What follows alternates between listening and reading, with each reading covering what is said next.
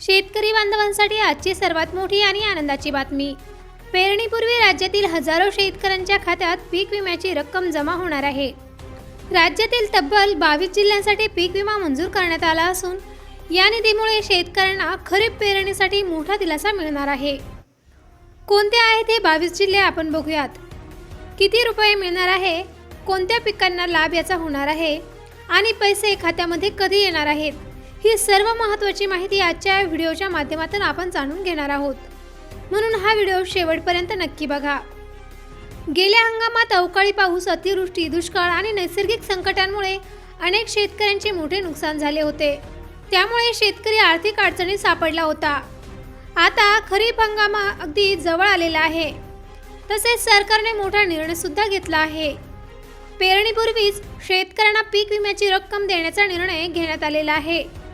या पैशातून शेतकरी बियाणे खरेदी करू शकतो, खतांची व्यवस्था करू शकेल, शेती मशागतीचे काम करू शकेल आणि पेरणी वेळेत पूर्ण करू शकेल. यासाठी सरकारकडून विमा कंपन्यांना निधी वितरित करण्याच्या सूचना देण्यात आलेल्या आहेत. त्यामुळे लवकरच शेतकऱ्यांच्या बँक खात्यात पैसे जमा होण्यास सुरुवात होणार आहे. हे 22 जिल्हे कोणकोणते आहेत हे आपण जाणून घेऊयात.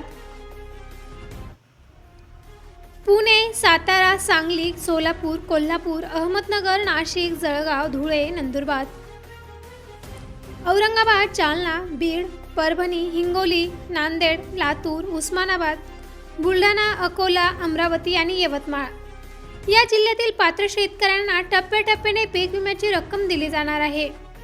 कोणत्या पिकांना याचा लाभ होणार आहे?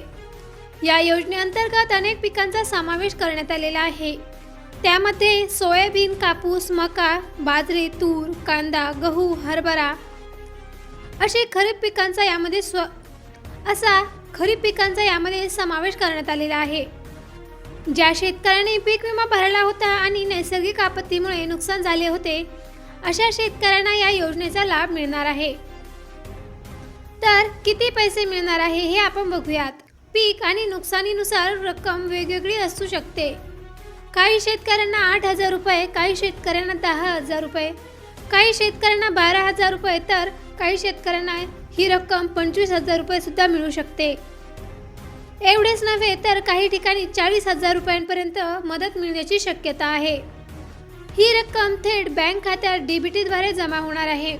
आपल्या बँक खात्याचा मोबाईल नंबर सुरू ठेवावा, बँकेचे SMS चेक करत राहावे, तसेच CSC सेंटर किंवा बँकेत जाऊन खाते चेक करावे. तुमच्या खात्यामध्ये पैसे जमा झाल्यावर मोबाईलवर तुम्हाला मेसेज येऊ शकेल. जर एखाद्या शेतकऱ्याला अजूनही पीक विमा मिळाला नसेल तर जवळच्या कृषी कार्यालयाशी संपर्क करावा. विमा कंपनीच्या हेल्पलाईनवर फोन करू शकता किंवा CSC सेंटरमध्ये जाऊन तुम्ही अर्जाची स्थिती सुद्धा चेक करू शकता. परंतु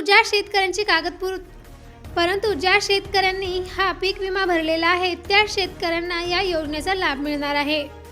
अन्यथा हा लाभ तुम्हाला मिळणार नाही.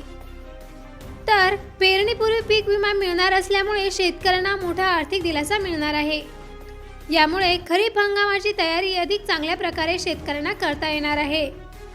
तुमच्या जिल्ह्याचे नाव या यादीमध्ये आहे का हे कमेंटमध्ये नक्की सांगा आणि तुम्ही पीक विमा भरला आहे का हे सुद्धा कमेंटमध्ये नक्की सांगा. व्हिडिओ आवडला असेल तर लाईक करा, शेअर करा आणि सबस्क्राईब करायला विसरू नका. धन्यवाद. जय महाराष्ट्र, जय किसान.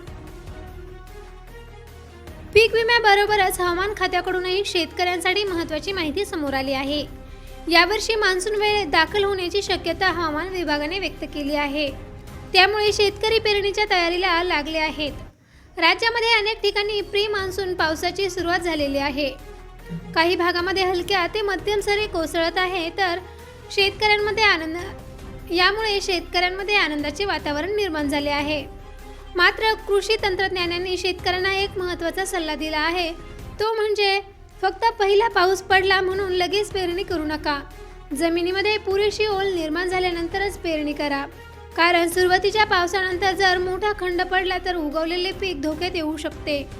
त्यामुळे हवामानाचा अंदाज पाहूनच पेरणीची सुरुवात करावी, असे आवाहन हवामान विभागाने केले आहे. तसेच सध्या बाजारामध्ये बियाणे आणि खतांची मागणी वाढू लागली आहे. अनेक ठिकाणी शेतकरी बियाणे खरेदीसाठी गर्दी करत आहे. तर सरकारने अधिकाऱ्यांना स्पष्ट सूचना दिल्या आहेत की कोणत्याही दुकानामध्ये जादा दर आकारू नयेत, म्हणजे शेतकऱ्यांकडून अधिकचे शिल्लक पैसे घेऊ नयेत, बनावट बियाणांची विक्री सुद्धा करू नये, खतांचा कृत्रिम तुटवडा निर्माण करू नये. जर एखादा दुकानदार जास्त पैसे घेत असेल तर शेतकऱ्यांनी तक्रार करावी असेही सांगितले आहे. शेतकऱ्यांसाठी सरकारची तयारी. राज्य सरकारकडून पेरणीपूर्वी तयारीसाठी जिल्हा प्रशासनाला आदेश देण्यात आलेले आहेत. शेतकऱ्यांना वेळेत बियाणे, खते, औषधी द्यावीत आणि कृषी मार्गदर्शन उपलब्ध करून देण्याचे निर्देश सुद्धा सरकारने दिले आहेत. तसेच कृषी विभागाच्या अधिकाऱ्यांना गावोगावी भेट देऊन शेतकऱ्यांना मार्गदर्शन करण्यास सांगण्यात आलेले आहे. शेतकरी बांधवांनो, प्रमाणित बियाणांचा वापर करावा, माती परीक्षण करूनच खतांचा योग्य असा वापर करावा, हवामान अंदाज बघून पेरणी करावी आणि पीक विमा योजना नक्की भरावा, कारण नैसर्गिक संकट कधीही येऊ शकते. अशा वेळी पीक विमा मोठा आधार ठरतो. पीक विम्याची मदत, मान्सूनची शक्यता आणि सरकारची तयारी पाहता यंदाचा खरीप हंगाम शेतकऱ्यांसाठी दिलासादायक ठरू शकतो. तुमच्या भागामध्ये पाऊस सुरू झाला आहे का आणि तुम्ही पेरणीची तयारी सुद्धा केली का, हे कमेंटमध्ये नक्की सांगा.